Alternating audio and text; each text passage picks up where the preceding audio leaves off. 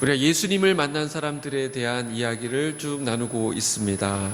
그러고 보면 성경은 예수님에 대해서 기록한 책이다 이렇게 알게 됩니다. 구약 성경은 오실 예수님, 앞으로 오실 예수님에 대해서 기록한 책이고, 신약 성경은 이미 오신 예수님에 대해서 기록한 책입니다. 결국 예수님이 모든 역사의 주인공이다라는 것을 성경이 우리에게 증거하고 있는 것이지요. 역사를 볼 때도 BC와 AD를 가르는 기준이 바로 예수 그리스도이신 것을 보면 우리가 주목해야 할 분은 바로 예수 그리스도다라는 것을 우리가 알게 됩니다.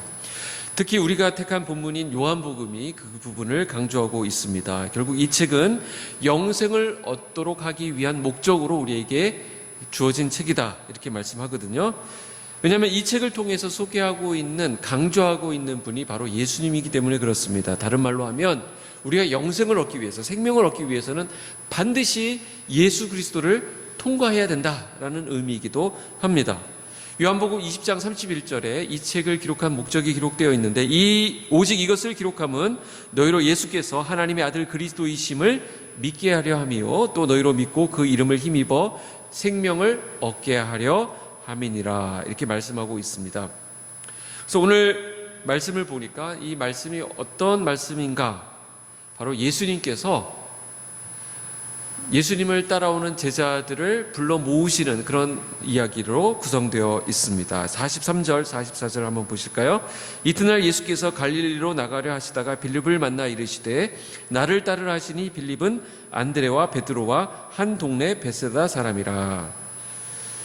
자, 오늘 본문이 이튿날이라는 시간적 배경을 우리에게 알려주고 있습니다. 성경이 이 시간을 알려줄 때는 저물 때, 이튿날 이런 말이 나올 때는 바로 그 앞에 있었던 사건, 하루 전에 있었던 사건과 오늘 본문을 연결해서 보라는 말씀입니다. 그런 힌트예요. 그래서 앞에 무슨 사건이 있었는가를 우리가 보게 되는데, 앞에도 공교롭게도 두 제자가, 그 두 제자는 다름 아닌 안드레라고 하는 사람, 또 하나는 요한, 이 책을 기록한 요한이라고 하는 사람이 예수님을 따라가서 예수님의 제자가 되었다는 얘기가 그 앞에 등장합니다. 그러고 나서 그 이튿날, 오늘 또 두 사람의 이야기가 등장하는데, 그 앞에 있었던 얘기를 잠깐 보면 37절, 38절 보도록 하겠습니다. 두 제자가 그의 말을 듣고 예수를 따르거늘 예수께서 돌이켜 그 따르는 것을 보시고 물어 이르시되 무엇을 구하느냐 이르되 랍비여 어디 계시오니이까 하니 그랬습니다.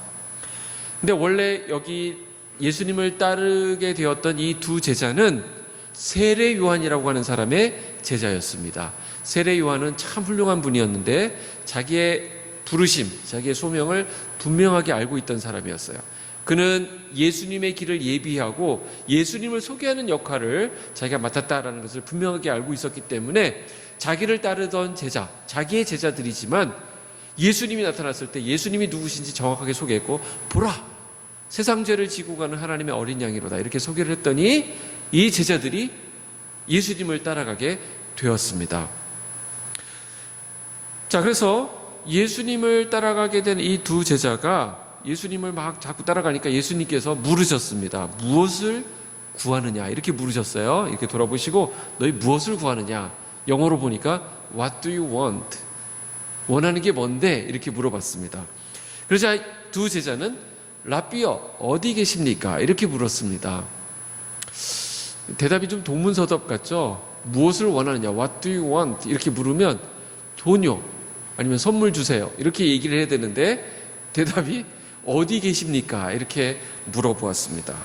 그래서 예수님은 이건 길거리에서 얘기할 것이 아니라 너희들 와서 봐라 하면서 예수님이 계신 곳으로 데려갔습니다. 39절에 보시면 예수께서 이르시되 와서 보라. 그러므로 그들이 가서 계신 데를 보고 그날 함께 거하니 때가 10시쯤 되었더라. 아침에 예수님을 따라갔는데 10시 될 때까지 거기 있었다고 이렇게 말하고 있습니다. 여기서 말하는 이 10시라고 하는 시간이 유대 시간 계산인지 아니면 로마 시간 계산, 이게 좀 다를 수가 있는데 어쨌든 중요한 것은 학자들 간의 입장은 좀 다르지만 그날 하루 종일을 예수님과 함께 있었다 된다라는 것은 분명한 사실입니다. 그러니까 하루를 온종일 예수님과 함께 머물면서, 함께 거하면서 예수님과 사귐을 갖고 대화하고 그런 시간을 보냈다라는 것입니다. 이걸 앞에다가 기록했기 때문에 이튿날 하고 나오는 그 다음 얘기도 이런 일들이 반복되었겠구나, 예수님을 만나서 이런 시간들을 가졌겠구나라는 것을 충분히 생각해 볼 수 있다는 것이죠. 자, 무엇을 얘기합니까? 예수님을 따르는 제자들은 먼저 예수님과의 만남을 통해서 그분의 말씀, 그분의 삶, 그분의 인격을 경험하게 된다라는 것입니다. 이 두 제자는 예수님이 계신 데를 가서 보고 나서 예수님의 말씀을 들었을 뿐만 아니라 예수님의 삶을 보고 배우게 되었다라는 것입니다. 뭘 얘기하죠? 주님과의 교제를 가지면, 주님과의 만남을 갖게 되면 주님의 인격을, 주님의 삶을 배우게 된다라는 것입니다. 굉장히 중요한 부분인 것 같아요. 그냥 종교적인 리추얼, 어떤 의식, 그것만 있어가지고 거기에 가서 그냥 의식만 치르고 오는 것이 아니라 우리가 믿는 기독교, 예수님은 그분과의 인격적인 사귐을 원하시는 분이시다. 예배 시간, 그 의식 시간에만 딱 나타났다 가는 것이 아니라 우리 일상의 삶을 통해서 그분을 누리고 그분과 함께 동행하고 그분과 함께 교제하기를 원하신다라는 것을 알 수 있습니다. 저희 교회에서 이제 1:1 양육을 시작하고 있는데 저는 남성도들하고 1:1 양육을 만남을 갖고 있습니다. 근데 이제 이렇게 설교 시간에 같이 만나서 그렇게 앉혀놓고 이렇게 말씀을 전하는 것도 이것도 좀 필요하지만 개인적인 만남을 갖다 보면 제가 복장도 이렇게 양복을 입는 것이 아니라 평상복으로 간단하게 입고 좀 캐주얼하게 이렇게 나가죠. 캐주얼할 때는 조금 신경을 더 씁니다. 이분이 저를 만났을 때 창피하지 않도록 조금 이렇게 머리도 좀 내리고 이렇게 해서 갑니다. 그러니까 시간을 보내다 보면 계속 말씀 얘기만 할 수는 없잖아요. 같이 먹기도 하고, 먹다 보면 제가 먹기를 엄청 탐하는 자라는 걸 이렇게 알게 되죠. 엄청 먹고 커피 마시는 거 좋아하고 또 이런저런 얘기하는 걸 좋아하고 농담하는 거 좋아하고 이런 걸 다 이렇게 들키게 됩니다. 그러다 보면 오히려 더 마음이 편해져요. 그래서 그분도 저를 더 잘 알게 되고 그렇게 해서 나누게 되는 말씀이 더 깊이가 있고 더 진중하게 이렇게 다가가게 되는 것을 볼 수 있다는 것이죠. 예수님도 아마 그것을 생각하셨던 것 같아요. 그래서 그 앞에서 주님을 따르기 원합니다 그랬더니 그래, 나를 따르려면 이런 매뉴얼을 쫙 알려주고 비서를 통해서 아마 알아봐라 이렇게 하신 것이 아니라 내가 있는 대로 와서 한번 봐라. 그래서 예수님이 어떻게 계시는지를 그 계신 데를 가서 본 것입니다. 예수님이 사는 아마 거처가 있었겠죠. 거기 가서 차도 같이 내주시고 예수님께서 물을 끓여가지고 이렇게 차를 내주시는 걸 받아 먹으면 참 좋았을 것 같아요. 그죠? 그리고 또 이런저런 얘기도 하고 예수님이 이렇게 기대에 눕다시피 이렇게 하시는 모습도 봤을 테고 그렇게 같이 지내다 보면 이런 분이구나, 이런 생각을 가지신 분이시구나, 이런 인품을 가지신 분이구나 라는 것을 깨달을 수 있었다는 것입니다. 이제 요한복음이 이런 사건들을 통해서 우리에게 알려주고 있는 것이 무엇이냐면 예수님은 누구시냐라는 것입니다. 요한복음 1장에서 보면 예수님은 태초부터 계신 말씀이라고 우리에게 소개하고 있거든요. 근데 이 말씀이라고 하는 것은 어디 공중에 떠다니는 추상적인 개념이 아니라 실존하는 것입니다. 존재하는 거예요. 지금 역사하고 있는 말씀이라는 것입니다. 그런데 이 말씀, 역사하고 있고 실존하고 있고 실제로 존재하는 것이지만 우리는 우리의 한계 때문에 그 말씀을 볼 수 없는 상태에 있었습니다. 바로 죄가 우리를 가리고 있었기 때문에 그런 것입니다. 그러나 우리가 그 말씀을 볼 수 있도록 이 말씀이 육신이 되었다라고 우리에게 알려주고 있습니다. 이것이 바로 하나님의 사랑에서 기인한 것인데 우리의 인간의 눈으로 볼 수 없는 그 말씀이 우리가 볼 수 있는, 우리가 경험할 수 있는, 우리가 만질 수 있는 육신으로 바꾸셔서 우리한테 오신 것입니다. 그게 바로 예수님이라는 것이죠. 죄 없으신 하나님께서 우리 죄인인 인간 가운데 다가오셔서 우리 가운데 함께 거하신 사건을 바로 성육신 사건이다 이렇게 말합니다. 우리 인간 가운데 거하시는 하나님, 이 꿈 같은 일이 가능하게 되었습니다. 근데 이게 정말 이게 힘든 일입니다. 나랑 수준이 안 맞는 사람하고 같이 지낸다는 것은 참 내키지 않는 일이에요. 우리 인간들은 그렇지 않습니까? 나랑 좀 비슷한 사람이랑 어울리고 싶어 하지, 나랑 좀 다르고 조금 분위기가 다르다 싶으면 금방 이렇게 몸소리를 치면서 이렇게 다시는 안 만나야지 이렇게 되게 되거든요. 제가 이걸 어디서 많이 깨달았냐면 미국에서 이민사회를 보면서 제가 좀 많이 느낀 부분이 있습니다. 미국은 합중국이니까 여러 인종들이 모여있는 동네입니다. 근데 그 중에서 우리 한국 사람들은 아시아계 거기에 들어가게 됩니다. 그러니까 마이너리티죠. 소수 계통이 됩니다. 뭐 백인들, 흑인들, 히스패닉 이런 사람들이 대다수를 이루고 있고, 아시아는 아주 작은 부류예요. 그러니까 자기들끼리 똘똘 뭉쳐서 그러면 좀 여기서 해보면 좋겠는데, 이 사람들이 또 다 달라요. 그 안에 베트남계, 한국계, 중국계 다 다른, 일본계 다 다릅니다. 자기들끼리 또 커뮤니티가 따로 있어요. 그럼 한국 사람들은 똘똘 뭉치느냐? 그렇지 않습니다. 이 언어가 또 다릅니다. 그러니까 그 안에 와서 미리 잘 자리를 잡고 뭐 1.5세, 2세 되는 사람들은 영어를 잘하니까 교회에 가봐도 이 영어권 예배가 따로 있어요. 그게 안 통한다는 거예요. 그래서 영어 예배가 따로 있고 영어 목사님이 따로 계시고 그렇게 돼 있어요.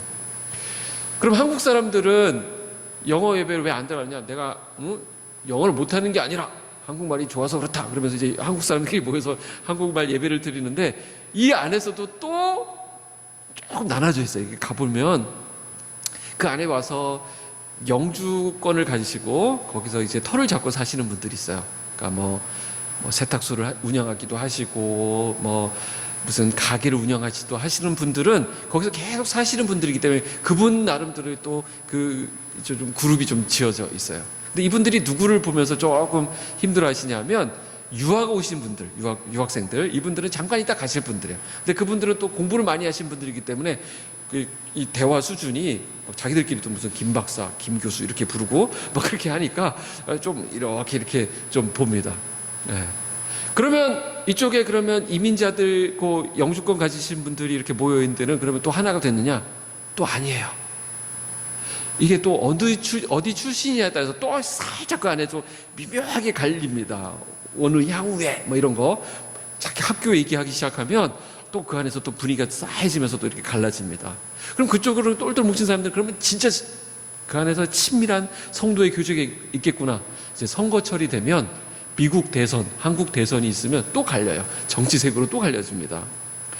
그러니까 우리가 이게 참 하나 된다고 하는 것이 우리 인간 세계가 얼마나 어려운가라는 것을 알 수 있어요. 우리 어르신들 이렇게 모아놓고 이렇게 노인정, 요즘 뭐라 그러죠?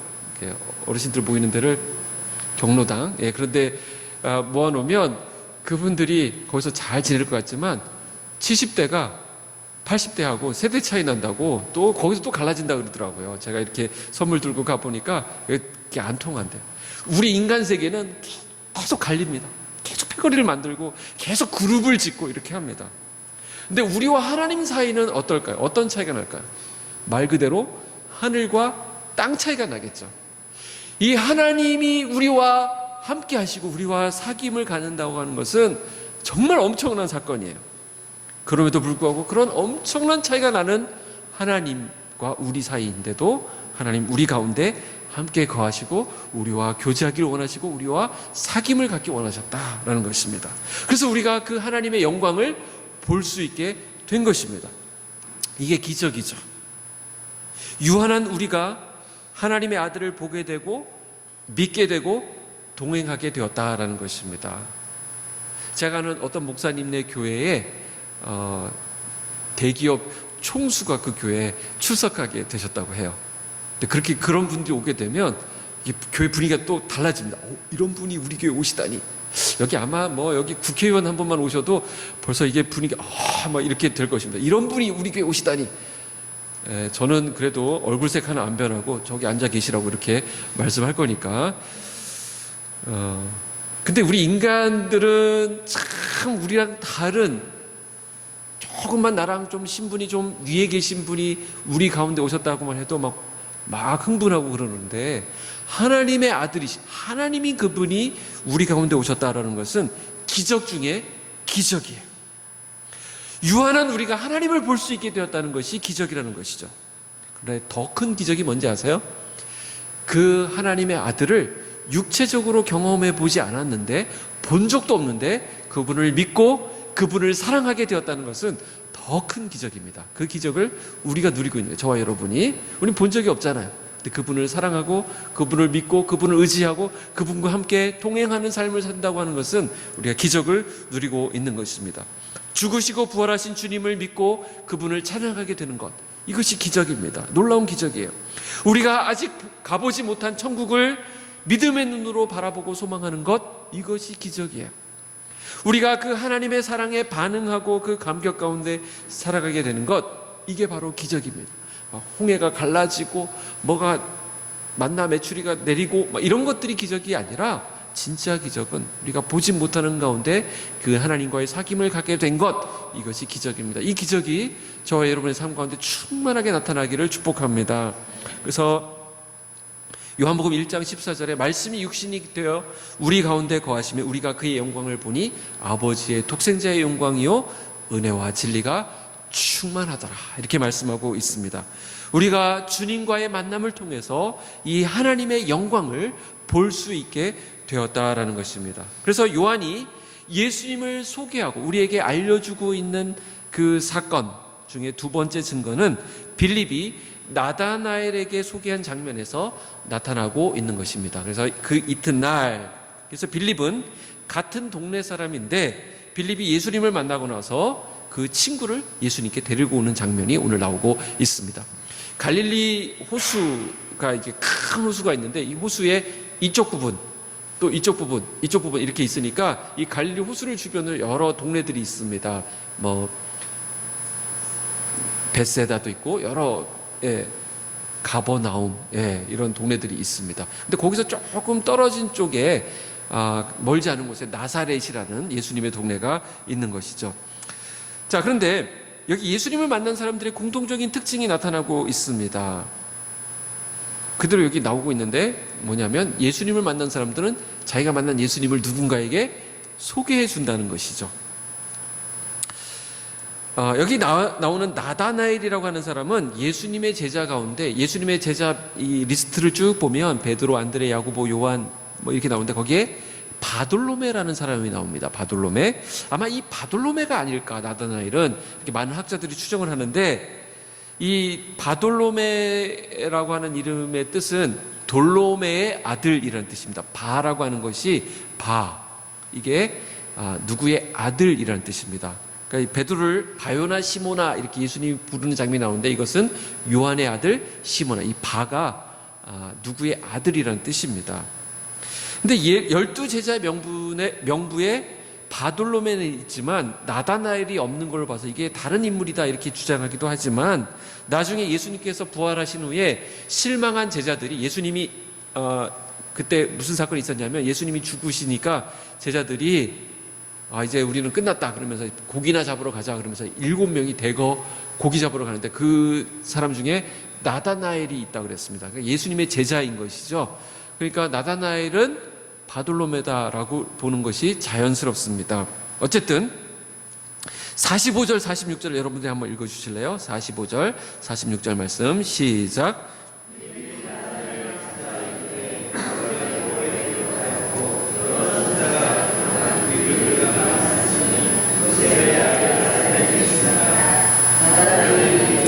나사렛에서 무슨 선한 것이 날 수 있느냐? 빌립이 이르되 와서 보라 하니라. 네, 여기서 우리는 중요한 사실, 이 둘의 대화에서 중요한 사실 두 가지를 보게 되는데, 우선 예수님을 만난 사람은 자기가 만난 예수님을 누군가에게 소개하게 되어 있다라는 것이죠. 조금 전에 살펴보았듯이 그것도 자신의 언어로. 지금 빌립이 나다나엘에게 예수님을 사실 일종의 전도를 하고 있는 건데, 이 전도 내용을 보면 그렇게 대단한 내용이 아닙니다. 우리가 모세 율법에 기록하였고 선지자가 기록한 그이, 그러니까 유대인들은 메시아 대망 사상이 있었기 때문에 그 메시아를 내가 오늘 만났는데 그 나사렛 예수가 바로, 예수라고 하는 자가 바로 그 메시아다라는 얘기를 알려준 것입니다. 그러니까 몇 가지 안 되는 정보를 잘 모아서 소개해 주는 것, 이것이 전도였다는 것이죠. 이걸 보면 뭘 알 수 있냐면, 어제 예수 믿은 사람이 오늘 예수 믿게 되는 사람에게 할 말이 있다라는 것이죠. 마찬가지예요. 비서군 관계에 오셔가지고 이경원 목사를 경험한 사람은 이제 나가서 저에 대해서 얘기해 줄 게 있잖아요. 저를 만나보면 여러분들 느끼는 그 감동 있지 않습니까? 감동. 그거를 전해주면 되는 거예요. 그대로. 만나보니까 그 얼굴에 이쪽으로 가면 안 되고, 광채 그쪽으로 가면 안 되고, 어쨌든 만나보니까 참 그 사람이 좋으시고 인물도 출중하시고, 꼭 굳이 제 입으로 이렇게 넣어드려야 되겠습니까? 여러분들이 생각하는 그 바를 가서 얘기하면, 아, 이경원 목사라는 사람이 그런 사람이구나, 여러분들의 입술로 전해진 그 얘기를 듣게 되는 것처럼, 여러분들이 예수님을 만나고 나서, 예수님을 경험하고 나서 그 경험한 바를 누군가에게 얼마든지 소개할 수 있는 것입니다. 꼭 신학교를 가서 이 말씀을 막 창세기부터 요한계시록까지 다 알아야만, 물론 알면 좋겠지만 그래야만 하는 것이 아니라, 여러분들이 경험한 하나님, 여러분들이 만난 예수 그리스도, 그분을 만나고 나서 변화된 여러분들의 삶, 여러분들의 그 감동을 얼마든지 누군가에게 소개할 수 있다는 것입니다. 그런데 오늘 말씀을 보면서 또 생각하게 되는 것은, 이 전하다 보면 꼭 삐딱하게 나오는 사람들이 있어요. 그 내가 전해준 말로 그대로 그런 게 있어? 그래, 나도 가보자, 이렇게 되는 것이 아니라 꼭 이렇게 한마디씩 거는 사람들이 있죠. 나다나엘은 뭐가 걸림이 되었을까요? 예수님의 출신이 걸림이 되었습니다. 왜냐하면 나사렛은 그렇게 유명한 동네가 아니라 좋은 동네가 아니었습니다. 여기는, 나사렛은 불가촉 천민들이 모이는 동네였어요. 오늘날로 치면, 우리로 치면, 예수님이 어디 출신이냐, 이경원 목사 어디 출신이냐, 어디 사냐 그랬을 때, 중계동 은행 사거리에 삽니다. 그러면 웬만한 알만한 사람, 거기 학문과 지성이 밀집되어 있는 그곳에서 이경원 목사가 나왔구나, 대단하다, 그런 교회라면 내가 가야지, 뭐 이런 감동을 줄 텐데, 그러지 않고 이경원 목사가 어디, 제가 어느 지역을 좀 지금 언급하는 게 참 요즘은 좀 예민해져서, 예전에는 막 확 얘기했는데 저는 쉽지 않아졌습니다. 저 앞에 집사님 계시니까, 내가 방학동에서 왔다 그러면 사람들이, 방학동? 거기는 노는 애들이 모이는 동네 아니야? 이렇게 되는 거예요. 이경원 목사도 놀던 사람인가? 이렇게 되는 거예요. 얘는 적절하지 않았습니다. 여러분들이 잘 알아서 새겨 들으시기 바랍니다. 예수님이 나사렛이라고 하는 것은 사람들에게 좋은 이미지를 주지 않았습니다.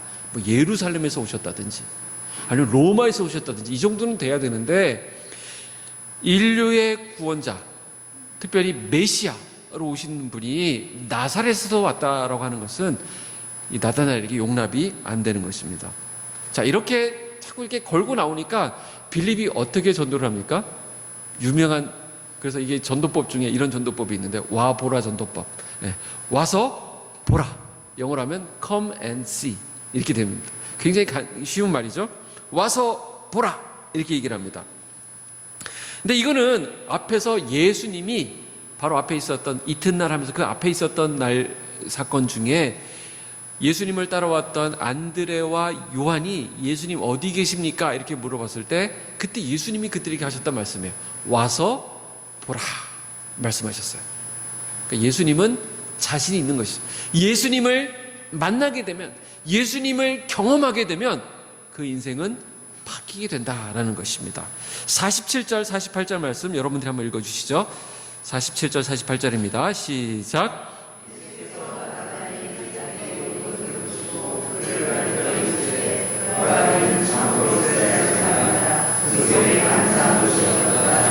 나다나엘이 이르되 어떻게 나를 아시나이까?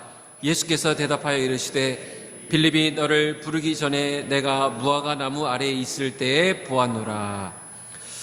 자, 예수님께서 너는 참 이스라엘 사람이다, 속에 간사한 것이 없구나, 이렇게 말을 하니까 칭찬을 한 것이죠, 일종의. 그럼 칭찬을 받으면 보통 어떻게 반응합니까? 아유, 별 말씀을요, 아이고 아닙니다, 이렇게 얘기하거나 자기를 낮추게 마련인데, 나다나엘은 이상한 반응을 보입니다. 깜짝 놀랍니다. 일단 어떻게 하셨냐고 이렇게 말합니다. 누군가 저한테 오셔가지고 목사님 어떻게 이렇게 인물이 좋으시고 이렇게 훌륭하시냐고 그러면 제가 보통 어떻게 해야 됩니까?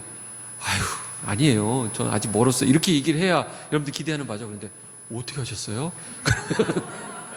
뭐야 이 사람 이렇게 되지 않습니까? 지금 나다나엘이 그렇게 한 것입니다. 근데 이거는 어떻게 예수님을 그 전에 미리 만났던 경험이 있었더라면 모르겠는데 지금 한 번도 안 만난 사이잖아요. 근데 예수님이 처음 보시고 나서 너는 참 이스라엘 사람이다. 그 속에 간사한 것이 없다. 이렇게 하니까 나다나엘이 깜짝 놀라게 된 것입니다. 나다나엘이 놀라고 있는 것이 무엇일까요? 예수님께서 자신의 존재를 정확하게 보신 것입니다. 이게 놀라운 부분이에요. 사람들은 누군가 자신을 자기가 중요하게 생각하는 부분을 알아주면 그 사람에 대한 신뢰가 커지고 그 사람을 의지하게 되는 것이죠. 사람마다 중요하게 생각하는 부분들이 있습니다. 사람마다 있어요. 다. 누구나 다 있습니다. 저도 있고 여러분들도 있을 거라고 생각돼요. 어떤 사람들은 성실을 가장 중요한 인생의 가치로 생각하시는 분이 있어요. 그래서 우리 위에 어른들 중에 그런 분들 많은데 자기는 정말 성실하게 인생을 살아왔다라고 자부하기 때문에 밑에 자기 자녀들 가운데 불성실한 애들 막 게으른 모습을 보면 막 못 참는 거예요. 분노가 끓어오르는 거예요. 그래서 막 그냥 뭐라고 그러고 어떻게 이렇게 불성실할 수 있냐고. 그래서 자신을 이 성실을 최대의 가치로 생각하시는 것입니다. 또 어떤 분들은 자기는 정직하기 위해서 엄청 애를 쓰고 어떻게든 정직을 지키려고 하기 때문에 누가 거짓말한다. 자기 애가 거짓말하면 막 그냥 거의 죽여놓듯이 그냥 이렇게 때리시는 분들이 있어요. 그러니까 이 정직을 중요한 가치로 생각하는 것이죠. 어떤 분은 이 정의로움, 공평함 여기에 가치를 두기 때문에 불공정한 것이나 반칙을 보면 막 그냥 흥분하시면서 막 그냥 이렇게 열변을 토하시는 분들이 있습니다. 나다나엘도 그런 사람 중에 하나였습니다. 나다나엘이 중요하게 생각하고 인생의 가장 중요한 가치로 생각했던 것은 간사하지 않는 거예요. 그래서 나다나엘은 계속해서 간사하지 않은 삶을 살기 위해서 노력했던 것입니다. 근데 그거를 우리 예수님이 알아봐 주신 거예요. 너 간사하지 않은 사람이다. 그 속에 간사한 것이 없구나. 이렇게 말씀해 주신 것입니다. 그러니까 나다나엘은 그 말을 딱 듣고 나서 자기의 그 중요한 부분들을 알아주시는 그 예수님을 향해서 당신은 하나님의 아들이십니다. 당신은 이스라엘의 임금이십니다. 라고 고백하게 되었던 것이죠. 자기가 가장 중요하게 생각하는 부분에 그걸 알아주시는 분에게 자기의 마음을 열게 된 것입니다. 자, 여기서 질문 하나. 왜 나다나엘은 하필이면 간사한 사람이 되지 않으려고 애를 썼던 것일까? 이것이 오늘 나다나엘에게 있어서 예수님을 하나님의 아들로 또 이스라엘의 임금으로 고백하게 되는 그런 연결점이 거기서 어디서 나오게 된 것일까를 우리는 생각하게 됩니다. 이건 바로 나다나엘이 앉아 있었다고 하는 무화과나무하고 연관이 있습니다. 이 무화과나무는 이스라엘 지방에 가보면 굉장히 많이 볼 수 있는 널리고 널린 나무거든요. 굉장히 번식력이 좋은 나무라고 합니다. 그러니까 이 무화과나무는 유대민족의 번영을 상징하는 나무이기도 합니다. 그래서 이 무화과나무는 커다란 잎으로 또 그늘을 만들어주기 때문에 당시 랍비들이 율법을 묵상하는 자리로, 공간으로 이 무화과나무 아래 그늘이 자주 사용되었습니다.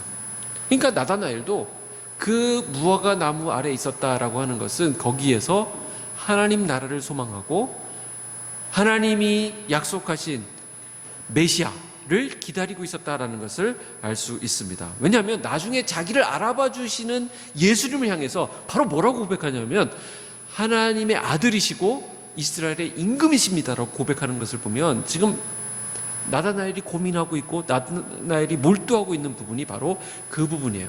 나다나엘은 깨어있던 청년이었던 것이죠. 지금 나라가 로마의 속국이 되어서 지금 하나님이 약속은 온데간데였고 어떻게 지금 이 일이 굴러가는지 시대가 어떻게 바뀌고 있는지에 대한 고민이 있었던 것입니다. 그 고민을 하고 있는 가운데 그걸 묵상하고 있는데 자기의 소중한 부분들을 알아봐주는 분이 나타나니까 당신이 바로 그 하나님의 아들이시고 이스라엘의 임금이십니다라는 경험을 하게 됩니다. 이거 깜짝 놀란 것이죠.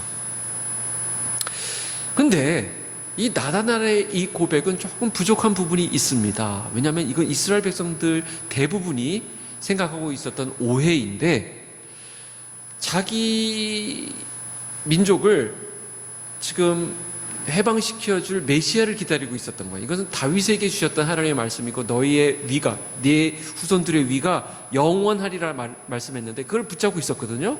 근데 이스라엘 백성들이 솔로몬 때부터 벌써 이스라엘 나라가 둘로 갈라지게 되고 또 나중에 보면 멸망을 하게 됩니다. 그래서 포로로 잡혀갔다가 간신히 돌아옵니다. 이런 일들을 보면서 하나님께서 다윗에게 자기 조상에게 약속하셨던 그 위가 영원하리라, 그 왕국이 영원하리라는 말씀은 어떻게 된 것일까? 라면서 이 사람들에게는 새로운 하나님 나라를 건설하려는가 보다. 그 일은 메시아가 오실 때, 그래서 메시아 대망사상이 생기게 된 것입니다. 그래서 그분이 오시면 우리를 이 로마의 지배로부터 해방시켜 주시고 우리를 힘 있는 나라, 그 과거의 다윗 왕조를 부활시키셔서 자기들을 정치적인 진정한 해방을 허락해 주실 것이라고 믿었던 것입니다. 나다나엘도 아마 그것을 깊이 묵상하고 있었던, 지금 암울한 지금 돌아가는 나라의 현실들을 바라보면서 그 고민을 하고 있었던 청년이었다는 것을 알 수 있습니다. 그러나 나다나엘의 이 신앙 고백은 충분한 것이 아니었습니다. 그래서 예수님은 나다나엘의 이 고백이, 이 신앙 고백이 어디를 향해 가야 되는지, 이 고백으로, 이 수준으로, 이 땅에 있는 수준으로 머물러서는 안 되는 것임을 예수님께서 일깨워 주신 것입니다. 그래서 49절 50절을 보시면 나다나엘이 대답하되 랍비여 당신은 하나님의 아들이시요 당신은 이스라엘의 임금이로소이다. 예수께서 대답하여 이르시되 내가 너를 무화과 나무 아래에서 보았다 함으로 믿느냐? 이보다 더 큰 일을 보리라 그랬습니다. 자, 예수님께서 내가 너를 무화과 나무 아래에서 하나님 나라를 기다리면서 메시아를 대망하고 있는 것을 내가 알아보았고 네가 그 부분에 간사함이 없다는 것을 내가 인정해 주었다는 것 때문에 나를 믿느냐? 그게 끝이 아니다. 너는 이보다 더 큰 일을 보게 될 것이다 라는 말씀을 하셨습니다. 그게 무엇이죠? 51절을 여러분 한번 읽어주시죠. 예수님께서 주신 비전입니다. 51절 시작. 또 이르시되 진실로 진실로 너희에게 이르노니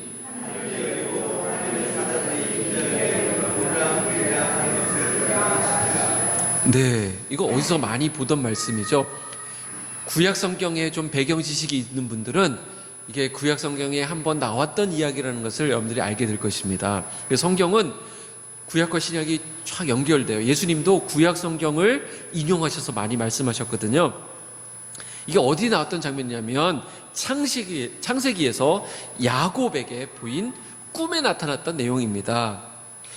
그 꿈을 꿀 때 야곱이 어떤 상태였냐면 자기의 힘으로 복을 받겠다고 이렇게 막 아둥바둥하던 야곱이 처음에는 그 방식이 어느 정도 먹혔어요. 그래서 야곱은 속임수의 대가였거든요. 그래서 형도 속이고 아버지도 속이고 그 아버지의 재산을 거의 다 거머쥐는 것처럼, 그래서 장자권도 뺏어오고 거의 다 잡은 듯 했는데 어느 순간 일이 한순간에 꼬여버리면서 막 에서가 노발도발해가지고 이놈 죽이겠다고 이렇게 나온 것입니다. 그래서 야곱이 거기 더 이상 있을 수가 없고 그냥 내뺐는데 아무것도 못 가져 몸만 딸랑 그냥 해가지고 도망을 가고 있는 중이었습니다.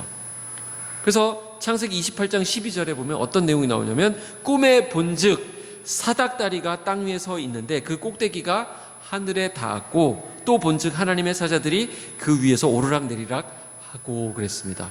그러니까 꿈에 본 거예요. 근데 사닥다리가 하나 쫙 내려오는데 그게 하늘과 닿았고 거기에 천사들이 오르락내리락 하는 것을 보았다라는 장면입니다.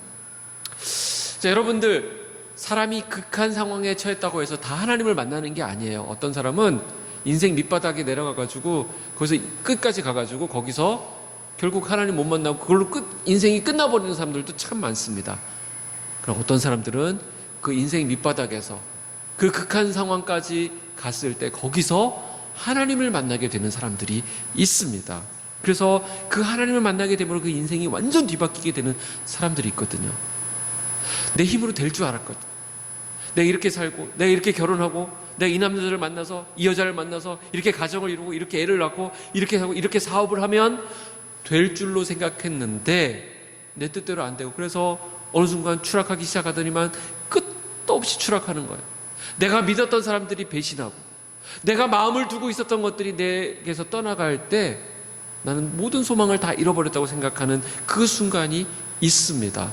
또 어떤 사람은 그 순간에 하나님을 만나게 된다. 오늘 이 야곱처럼 모든 것을 다 손에 쥐는 줄 알았는데 아무것도 남지 않고 그냥 몸 하나 건사해가지고 그냥 도망가고 있는 중이었습니다. 근데 야곱은 거기서 살아계신 하나님을 경험하게 됩니다.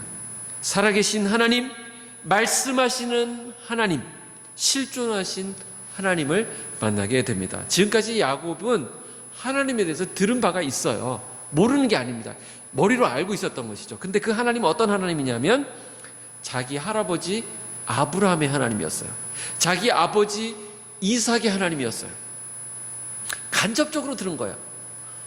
그 할아버지 때 하나님이 그렇게 하셨대. 우리 아버지한테도 그렇게 하셨대. 그게 건너들은 얘기는 있지만 자기가 직접 하나님을 경험한 적은 없었던 것이죠. 아직까지 하나님에 대한 체험이 없었던 것입니다. 늘 한 다리 건너서 들었던 것이죠. 지금 많은 사람들이 하나님을 믿는다라고 하지만 자기가 체험한 하나님이 아닌 우리 부모님이 믿던 하나님, 내 부인이 믿는 하나님, 내가 어렸을 때 어떤 분들은 모태신앙일 수도 있는데 그냥 막연하게 건너 들었던 그 하나님을 믿는 경우가 있다는 것입니다. 그러나 어느 순간 그 인생 가운데 하나님을 제대로 만나게 되는 경우가 있습니다. 그 경험이 필요해요. 그때가 되면 내가 얼마나 별 볼 일 없는 존재인지를 깨닫게 됩니다. 지금까지 내 힘, 내 머리, 내 경험 이거 가지고 나는 살 수 있어, 나는 이 정도면 잘 산 거야 라고 생각했는데 그게 아무것도 아니라는 것을 깨닫게 된다는 것이죠. 그러면서 뭘 발견하게 되면 내가 내 스스로가 주인이 되어서 내 인생을 마음대로 조종하려고 했던 것이 그 자체가 죄구나. 온 우주의 주인이시고 내 인생의 주인이 되신 그 하나님을 무시하고 내가 주인 행세했던 것이 그 자체가 죄였구나라는 것을 깨닫게 된다는 것입니다. 바로 그때 하나님에 대한 깨달음이 생기게 되고 하나님은 나의 하나님이 되어주시는 것입니다. 이 경험이 필요합니다. 할아버지의 하나님, 부모님의 하나님, 부인의 하나님, 친구의 하나님이 아니라 바로 나의 하나님, 실존하시는 하나님, 나에게 말씀하시는 그 하나님을 만나면서 그 하나님이 나의 하나님이 비로소 되는 것입니다. 여기에 나오는 사다리가 있는데 이 사다리는 야곱을 하늘과 연결시켜주는 매개체가 됩니다. 하늘을 땅으로 가져오고 땅을 저 하늘과 연결시켜주는 역할을 하는 것이 바로 이 사다리입니다. 근데 야곱으로서는 절대 죽었다 깨나도 하늘에 올라갈 방법이 없었던 사람입니다.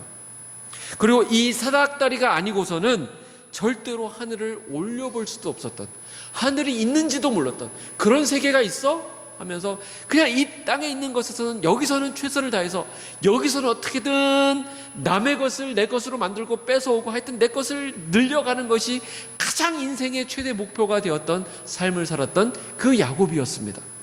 그 딴 게 안 보이는 거예요. 이 땅에 있는 것은 다 내 거다 하면서 살았던 그 야곱이 이제는 이 사닥다리를 쭉 타고 올라가게 되는데 그 올라가게 됨으로써 하늘과 연결되는 경험을 하게 되는 것입니다.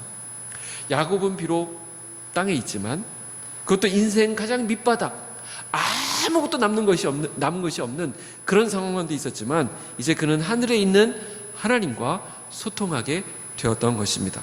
오르락 내리락 하면서 하늘로부터 공급되는 것, 또 내 안에 있는 것들을 하나님께 올려드리면서 그 하나님과 연결된, 하늘과 연결된 삶이 가능하게 되었다는 것입니다. 사닥다리가 연결됐다는 것은 하늘에 있는 것이 내 것이 되는 것을 의미합니다. 이제는 하늘의 능력을 공급받으면서 사는 것입니다. 지금까지는 이 땅에 있는 것들, 나에게 있는 것으로만 어떻게 해보려고 했는데 그걸로 안 된다는 것을 깨닫고 이제는 하늘로부터 공급되는 그 힘을 받아서 살아가야 되는 존재구나, 나에겐 그것이 절실했구나 라는 것을 깨닫게 되는 것입니다. 비록 이 땅에 살아가지만 저 하늘을 바라보고 하늘과 연결된 삶을 살게 되는 것입니다. 바로 이 장면을, 이것을 모티브로 해서 예수님께서 나다나엘에게 이보다 더 큰 일을 보리라 하면서 이 말씀을 하신 것입니다. 나다나엘은 구약 성경을 묵상하고 있었던 사람이기 때문에 이 말씀을 듣고 대번에 알아먹을 수 있었던 것이죠. 근데 놀라운 것은 여러분들 나중에 가서 한번 비교해 보시면 좋겠는데, 창세기에 나왔던 그 사닥다리가 확 바뀝니다. 단어 하나가 바뀌는데 사닥다리가 딴 말로 바뀌어요. 여기 51절에 보십시오. 1장 51절. 사다리가 나오나요, 안 나오나요? 안 나오죠. 그러면 사다리가 뭘로 바뀌었을까요? 자, 진실로 진실로 너희에게 이르노니 하늘이 열리고 하나님의 사자들이 인자 위에 오르락내리락 하는 것을 보리라. 자, 인자라는 말이 나옵니다. 인자는 누구를 가리킬까요? 예수님을 가리킵니다. 그러니까 사닥다리가 뭘로 바뀌었어요? 인자, 예수님으로 바뀐 것을 알 수 있습니다. 그러니까 나다나엘이 보게 되는 그 비전, 나다나엘에게 이보다 더 큰 일을 보리라 하셨던 그 말씀 가운데 나타나는 것은 뭐냐면, 너의 삶 가운데 너는 지금 네가 소망하고 네가 그렇게 몰두하고 네가 그렇게 소중하게 생각했던 이 땅의 것의 그 끝에는 메시아가 오심으로써 이 땅의 문제를 해결하는 것으로 너는 그것으로 국한되는 삶으로 점철되어 있었지만, 이제 네가 더 큰 일을 보게 될 텐데 예수가 너의 삶에 들어감으로써 하늘과 땅을 연결하는 사닥다리 역할을 그 예수님이 하게 되시는데, 인자가 하게 되는데, 그것을 통해서 너는 하나님과 연결된 삶을 살게 될 것이다, 하늘의 삶을 살게 될 것이다 라는 말씀을 지금 하고 계시는 것입니다. 바로 그 사닥다리가 바로 예수님 자신임을 지금 밝히고 있는 것입니다. 나다나엘은 그 말씀을 듣고 알아먹었겠죠. 그래서 예수님 뭐라고 말씀하셨죠? 나중에 가보면 내가 곧 길이요 진리요 생명이다, 나로 말미암지 않고는 아버지께로 올 자가 없느니라, 이렇게 말씀하신 것입니다. 그렇기 때문에 예수님을 통하지 않고는 하나님께 나갈 수 있는 사람이 아무것도 없습니다. 우리 이 땅에서 아무리 자기가 세상의 정의로움과 세상의 진정한 평화와 세상의 진정한 어떤 사랑과 뭐 이런 거를 얘기하지만 하나님을 통하지 않고서는 그것을 나타낼 수가 없는 것이죠. 그래서 예수 그리스도를 만난 인생이 진정한 인생의 방향을 설정하게 되는 것입니다. 예수님을 만난 사람, 예수님을 통해서, 예수님이 아니고서는 이 땅의 것으로는 절대로 해결할 수 없는 인생의 문제를 하나님과 연결한 그 사다리를 통해서, 사다리 대신 예수님을 통해서 우리는 이 땅의 문제를 풀 수 있는 그 열쇠를 얻게 되는 것입니다. 이보다 더 큰 일을 보리라.